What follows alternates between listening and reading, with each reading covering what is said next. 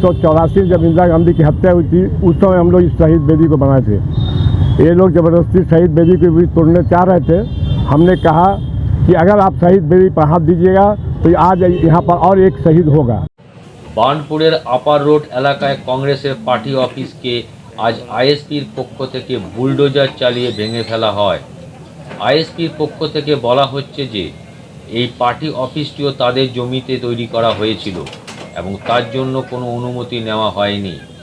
বেশ কয়েকবার পার্টি অফিসকে সরিয়ে নেওয়ার জন্য কংগ্রেসকে নোটিশ দেওয়া হয়েছিল, কিন্তু যখন তারা সেই নোটিশ উপেক্ষা করে পার্টি অফিসকে সরানোর জন্য কোনো ব্যবস্থা গ্রহণ করেনি, তখন আজ এই আইএসপির পক্ষ থেকে বুলডোজার চালিয়ে পার্টি অফিসটি ভেঙে ফেলা হয়। बड़े दुख के साथ आप सबों को सूचित कर रहे हैं, इसका स्थापना 1982 साल में हुआ था। ये शहीद बेदी जो देख रहे हैं, 1984 जब इंदिरा गांधी की हत्या हुई थी, उस समय हम लोग इस शहीद बेदी को बनाए थे। ये लोग ज़बरदस्ती शहीद बेदी को भी तोड़ने चाह रहे थे। हमने कहा कि अगर आप शहीद बेदी पर हाथ दीजिएगा तो आज यहाँ पर और एक शहीद होगा। इसकी जिम्मेवारी आप लोग को लेना होगा। तब जाकर के इस शहीद बेदी को ये लोग छोड़ दिए हैं। मेरा कहने का मतलब है कि जो ऑफिस 1982 में, आज से समझ लीजिए कम से कम 44 साल हो चुका है। जो छोटा छोटा जो ऑफिस सब जो बना है, उस ऑफिस से तुलना इसका मत कीजिए। 35 साल CPM का सरकार था, कुछ नहीं हुआ। 15 साल TMC का सरकार था, कुछ नहीं हुआ। जो जैसे जहाँ पर था वहाँ पर उसी तरह से रह रहा था।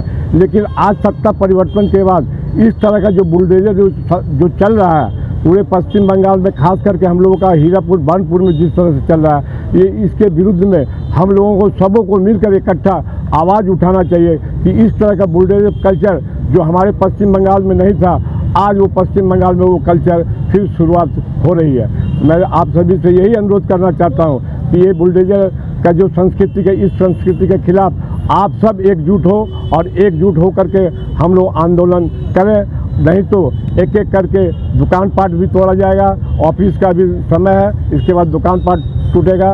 उसके बाद में आपका जितने भी हमारे हॉकर्स भाई है, उन लोगों का भी अत्याचार होगा। तो मैं आप सभी से अनुरोध करूँगा, जहाँ भी हैं दल विशेष को छोड़ करके अपनी इकट्ठा होकर के, संगठित होकर के इसके खिलाफ में हम लोगों को एकजुट होकर के आंदोलन करना चाहिए। तभी जाकर के ये संस्कृति को हम लोग रोक सकेंगे।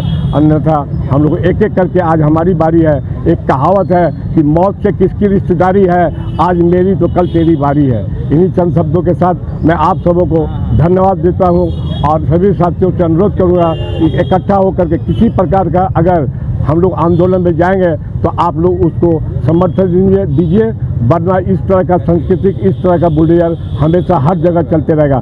हमने बार बार प्रशासन से अनुरोध किया कि हम लोग ऊपर से टीना हटा दिए हैं, एंगल उंगल हटा दिए हैं। 2 दिन का सर समय दीजिए, 2 दिन में हम लोग ईटा को हटा लेंगे, आप लोगों को कोई बाधा नहीं होगा। लेकिन हमारी बात को नहीं माना, ज़बरदस्ती वो लोग ताकत के जोर पर, प्रशासन के जोर पर हम लोगों को हटा करके बुलडोजर चलाया गया। यहाँ पर थोड़ा दूर में इसको का जो वाटर वगैरह था आज बहुत साल पहले, लेकिन तोड़ा गया, अभी तक कोई मॉडर्नाइजेशन। उसके बारे में हम ज़्यादा नहीं बता सकते। उसके बारे में हम लोगों का जो ट्रेड यूनियन के जो नेता है वही बता सकते हैं। हम लोग जनरल पॉलिटिक्स करते हैं।